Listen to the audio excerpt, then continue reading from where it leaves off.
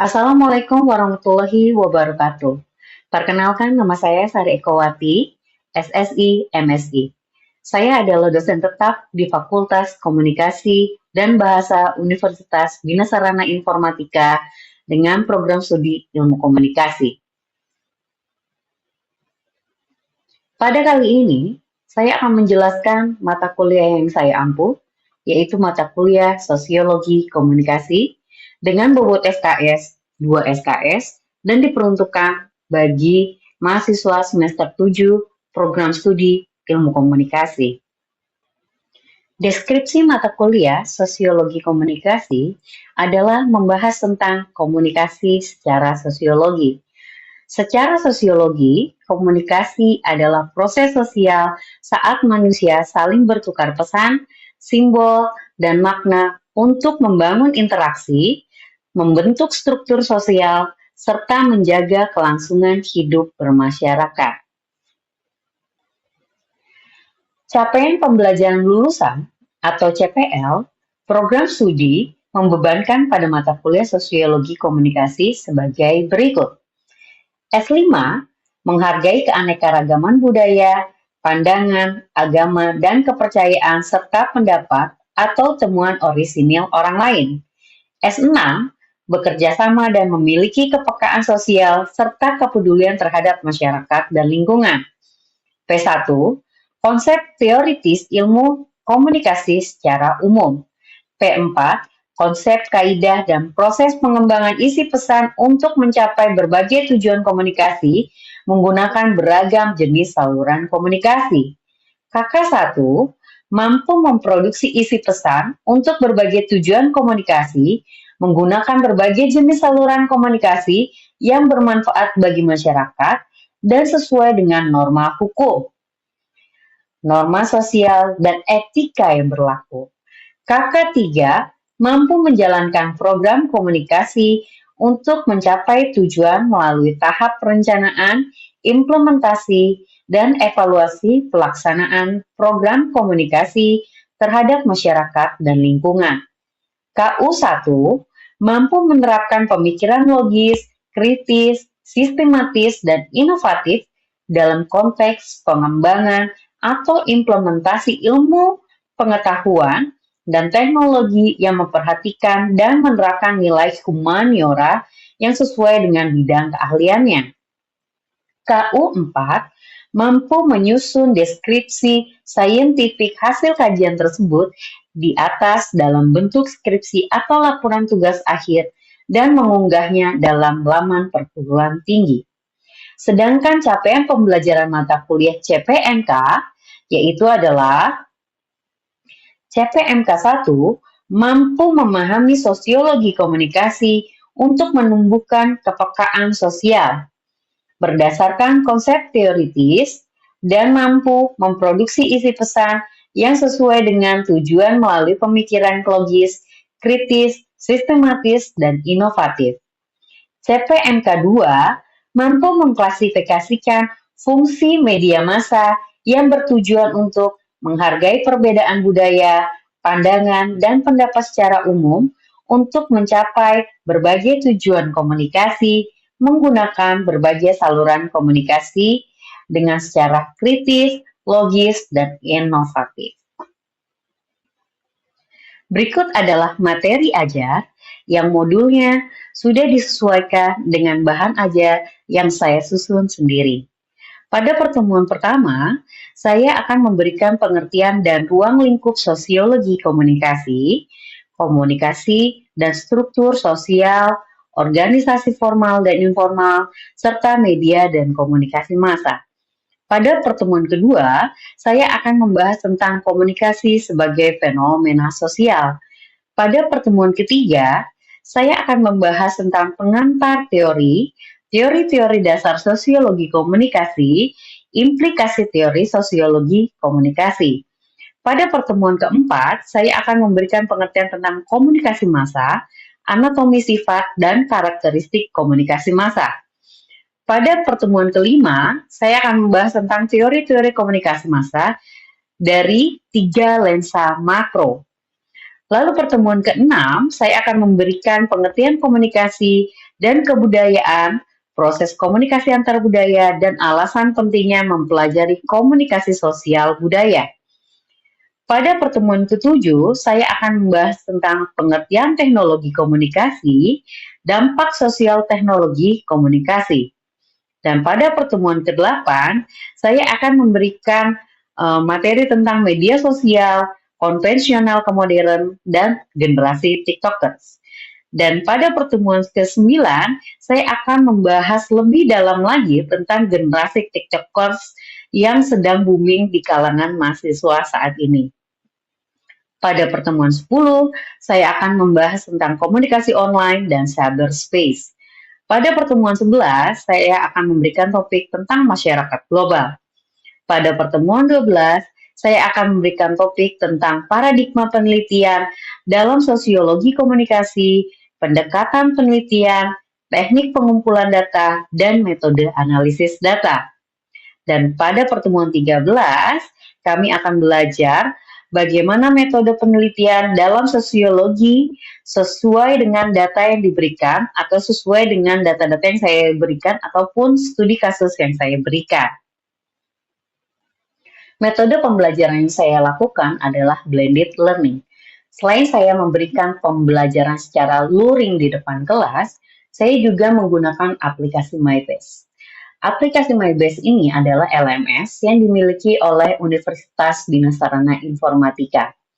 Yang selanjutnya saya menggunakan aplikasi Wayground, yaitu aplikasi yang biasa saya gunakan untuk memberikan kuis kepada mahasiswa.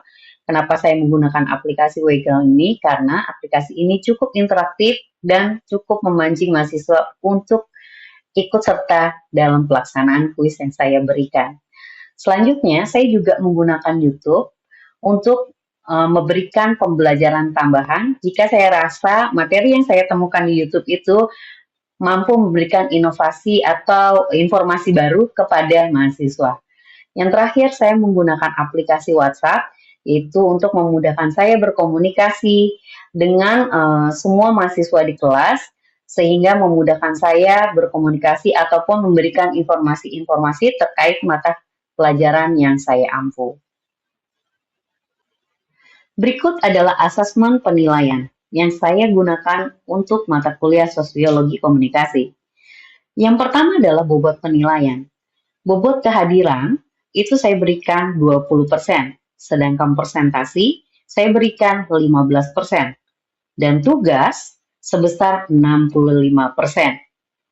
Dan jenis-jenis asesmen yang saya gunakan adalah yang pertama adalah soal latihan, yaitu berupa kuis, dan tes soal ujian ketika ujian akhir semester. Bobot penilaian nilai asesmen ini diperuntukkan sebagai nilai tugas. Yang pertama tes soal latihan yaitu 1 kali sebesar 10% dan presentasi kelompok sebanyak 6 kali yaitu masing-masing presentasi bernilai 15%, dan jika ditotalkan itu jenis asesmennya itu ada 7 kali, jadi jumlah totalnya semua adalah 100%. Range penilaian yang saya gunakan adalah 0 sampai 30 itu adalah nilainya E, 31 sampai 59 nilainya D, 60 sampai 69 nilainya C, 70 sampai 79 mendapatkan B, dan 80 sampai 100 nilainya A. Sekian informasi yang bisa saya berikan terkait mata kuliah yang saya ampu, sosiologi komunikasi, mulai dari capaian pembelajaran, materi ajar yang saya gunakan selama 1 semester, dan jenis asesmen serta bobot penilaian saya berikan untuk mata kuliah sosiologi komunikasi. Berikut adalah video pembelajaran sosiologi komunikasi yang saya lakukan bersama dengan mahasiswa. Selamat menyaksikan. Terima kasih.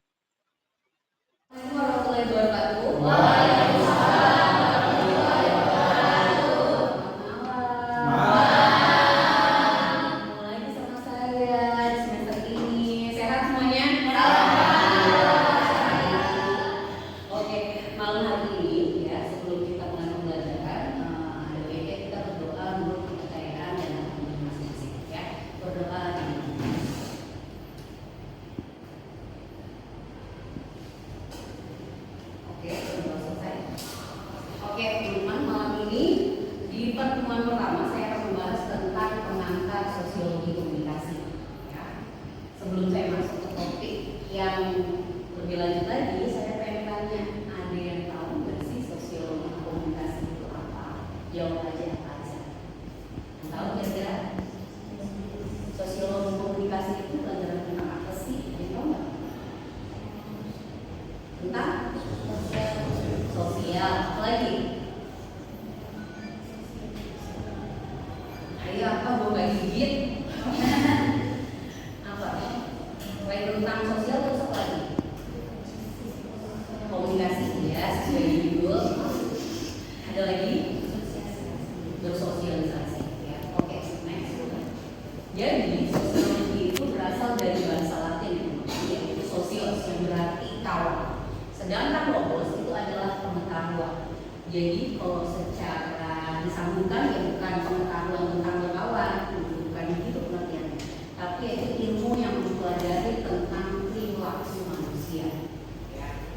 Sedangkan ungkapan ini pertama kali dikemukakan oleh Auguste Comte. Dia itu adalah father of sociology. Ya. Jadi nanti kalau kalian skripsi menulis tentang sosiologi, kalian akan banyak memakai kutipan dari si father of sociology. Ya.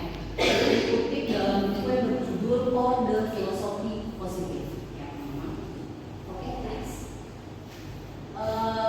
Selain Auguste Comte, ada beberapa juga ahli yang mendefinisikan sosiologi, yaitu Roche dan Loren. Dia mengatakan bahwa sosiologi itu adalah ilmu pengetahuan yang mempelajari hubungan antara manusia dan kelompok-kelompok.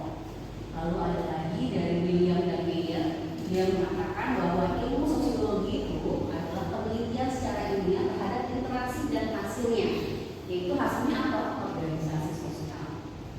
Lalu yang ketiga ada dari Van Doorn dan Lemmer, yaitu dia mengatakan bahwa sosiologi itu adalah ilmu pengetahuan tentang struktur-struktur dan proses kemasyarakatan yang bersifat stabil.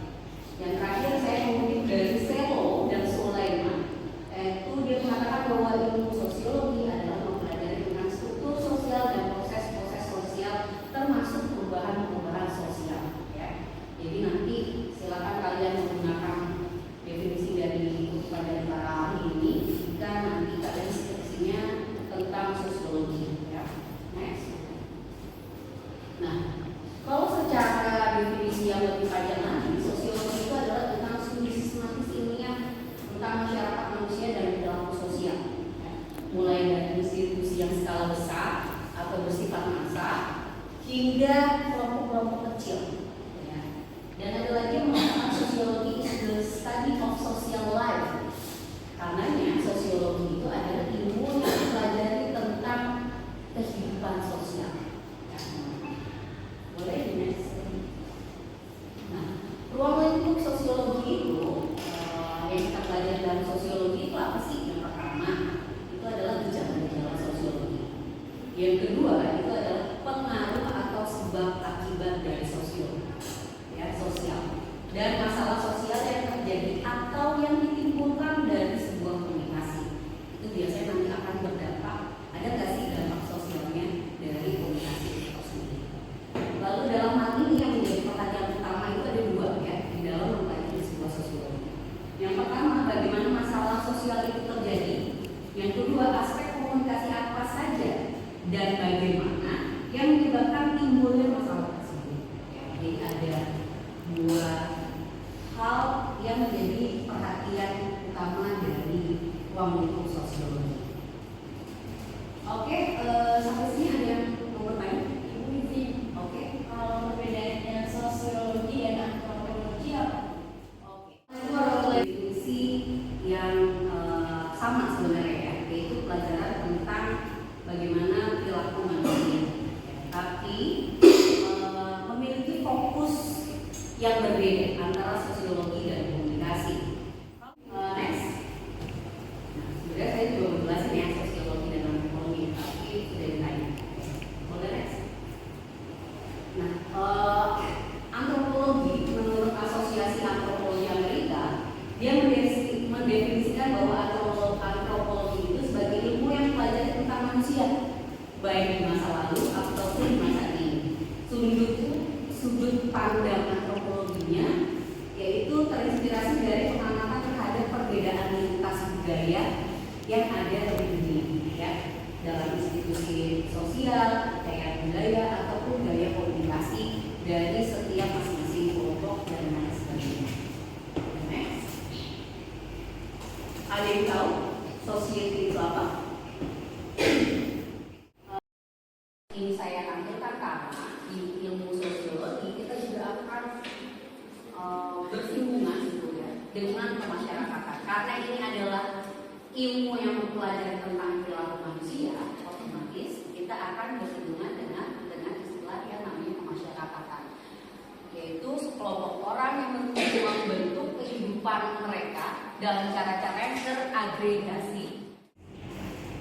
Lalu disiplin ilmunya apa sih? Ya, kalau melihat fenomena sosial itu tidak cukup jika ilmu pengetahuan itu masih dikotak-kotakan, ya. Jadi kita butuh pendekatan multidisipliner ataupun antidisipliner, yaitu dalam sosiologi kita itu tidak bisa hanya mengandalkan ilmu sosiologi aja ketika kita menganalisis suatu permasalahan sosial, ya, ataupun kita tuh hanya di situ aja mentok gitu ya. Enggak, kita juga harus bisa melewati batas-batas dari keilmuan tersebut, ya. Kenapa? Karena di masa sekarang permasalahan masyarakat itu semakin rumit, semakin kompleks. Jadi kalau hanya mengandalkan satu ilmu saja untuk membedah sebuah permasalahan, saya rasa tidak cukup. Jadi tetap harus dikombinasikan dengan ilmu pengetahuan yang lain, ya. Next. Bagaimana mempelajari sosiologi? Udah, ya. Boleh di next lagi. Caranya melihat dunia itu dengan pikiran yang terbuka, out of the box, ya. Mungkin di beberapa semester yang lalu kalian pernah dapat mata kuliah creative and critical thinking, benar ya? Dan di situ kalian mempelajari bagaimana belajar berpikir kreatif dan di luar kebiasaan kalian, ya. Nah, itu sama di sosiologi, ya. Kalian dituntut untuk berpikir terbuka, ya, mau menerima segala masukan tanpa berasumsi, ya, supaya kita bisa menemukan sudut pandang yang benar-benar berbeda, baru dan fresh. Contohnya saya berikan itu adalah ada gelas yang tadinya penuh, kemudian ditumpahin air. Makanya adalah terkadang mahasiswa ketika belajar sosiologi, mereka tuh karena udah sering mendapatkan ilmu mungkin ya dari dosen-dosen, dia tuh merasa ya sudah cukup, gitu.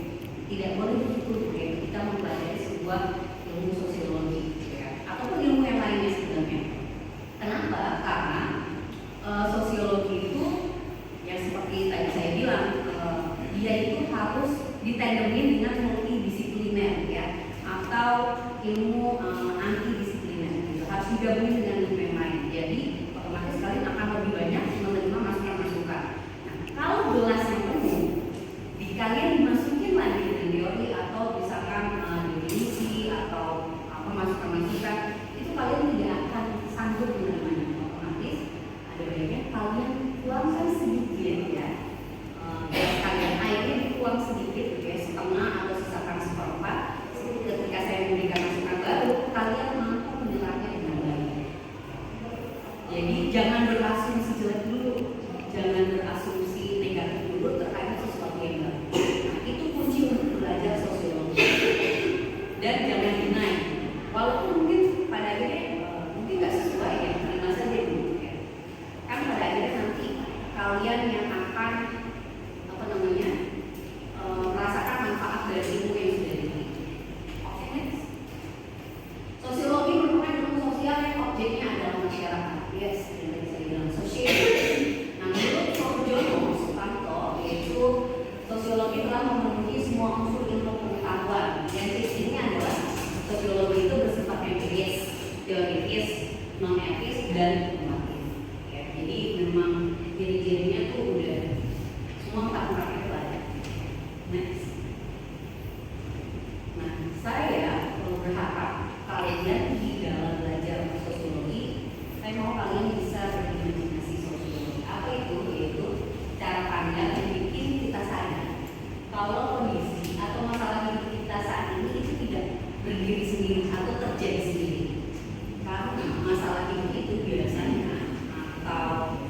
gejala-gejala masalah sosial itu timbul akibat terkontaminasi misalkan oleh tren, terus kemudian fenomena sosial lainnya seperti terpapar dari sosial media, terus terpapar dari tren-tren saat ini sedang marak. Jadi ketika kalian menghadapi sebuah permasalahan atau fenomena sosial, yaitu dan tiba-tiba ujuk-ujuk jadi fenomena sosial atau masalah sosial, tapi pasti ada terpaham lain atau paparan dari efek-efek lain ya, yang pada akhirnya membuat itu menjadi sebuah fenomena sosial ya. Jadi nggak bisa terlalu lagi ya, oh ini gue sendiri nih yang salah, enggak, pasti itu ada side effect dari tren-tren ataupun fenomena sosial lainnya. Nah, tadi yang saya bilang bahwa sosiologi itu adalah ilmu multidisipliner. Jadi sosiologi itu tuh nggak bisa berdiri sendiri, harus digabungkan dengan ilmu pengetahuan lainnya agar bisa menjelaskan atau menganalisis fenomena sosial dengan lebih akurat dan lain sebagainya. Contohnya misalkan menggabungkan sosiologi dengan ekonomi, psikologi, komunikasi, antropologi, histori, dan political science ya. Bisa. Jadi apapun itu sosiologi itu bisa digabungkan atau di-merger dengan kata lain. Lalu next, dalam sosiologi komunikasi itu ada istilahnya namanya mikro dan makro, lebih tepatnya yaitu mikrososiologi dan makrososiologi. Mikrososiologi itu dan makrososiologi itu apa? Ya, mikrososiologi adalah examinations of interaction to see how they impact largest institution in society. Maksudnya adalah mengkaji interaksi kelompok kecil untuk melihat bagaimana interaksi tersebut ya, kemudian berdampak tidak pada institusi yang lebih besar di masyarakat. Sedangkan makrososiologinya itu kebalikan dari mikro. Jadi yang kita lihat mengkaji struktur sosial skala besarnya dulu, baru kita kaji berdampak nggak sih pada kelompok individu dan kecil. Jadi itu bentuknya tuh piramida kembali teman-teman ya. Kalau menganalisis sosiologi. Boleh di next. Nah seperti level mikrososiologi. Boleh di next. Nah kita sudah masuk di diskusi kelompok ya teman-teman. Kelasnya berapa sih? 38 ya? Udah 38. Kalau dibagi satu kelompok 7 orang dan berapa ya? 5.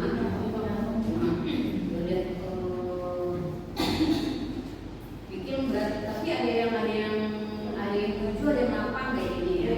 Nanti kalian tinggal bikin aja nama kelompoknya siapa, kemudian ditulis di share aja di grup WhatsApp ya. Ini case-nya adalah studi kasusnya tentang budaya berdasarkan di transportasi umum KRL atau Transjakarta. Boleh bantu saya baca? Boleh baca deskripsinya?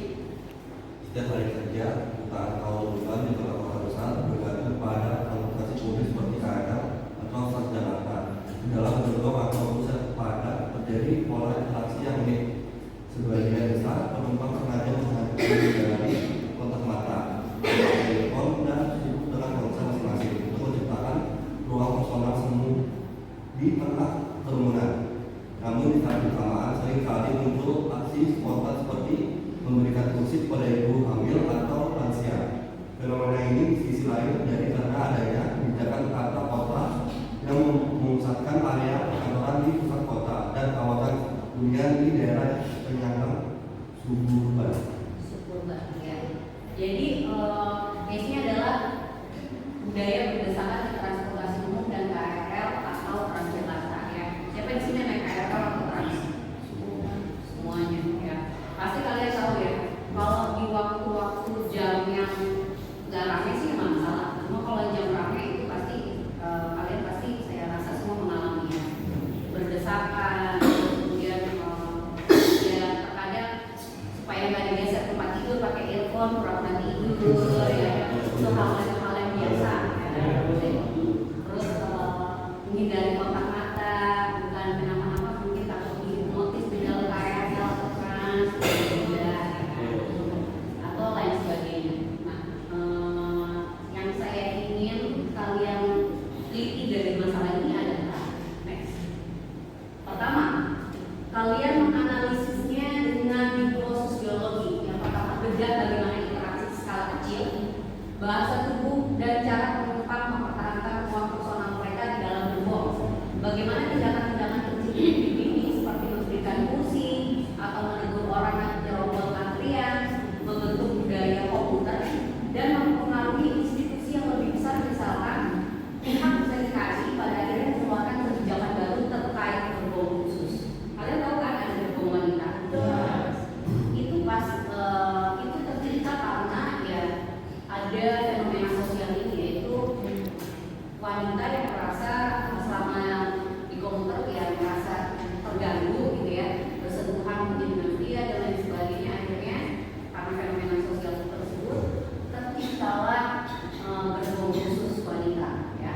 Yang satu itu analisis mikrososiologi, yang kedua adalah analisis makrososiologi, di mana kalian menganalisa bagaimana struktur sosial yang lebih besar seperti kebijakan tata kota pemerintah, sistem ekonomi yang menuntut jam kerja kaku 9 to 5, kebijakan fasilitas transportasi antar wilayah mempengaruhi kehidupan sehari-hari, tingkat stres hingga pola hubungan keluarga para pekerja tersebut secara individual. Jadi kalian silakan analisis secara mikrososial, lalu analisis secara makrososial case tersebut ya, kasus tersebut. Oke, next. Itu regulasi dibikin paper atau dibikin apa? Ya, tugasnya paper kayak biasa ya. Maksimal itu waktu paper 3 halaman tanpa cover tapi ya. Dan susunan penulisannya sama seperti biasa ya, yang sudah dilakukan oleh Desi sebelumnya ya, kata kanan kata kirinya sama lah ya, yang biasa kita aja gitu. Nanti dikumpulkan di Google Drive atau nanti di e-learning, nanti koordinasi dengan kelas ya. Next. Oke, silakan teman-teman keluarkan handphonenya, lalu kita akan dulu sebentar. Dikit ya. Nah, waktu ujian kuisnya itu saya tunggu sampai selesai jam 12 malam sih ya, tunggu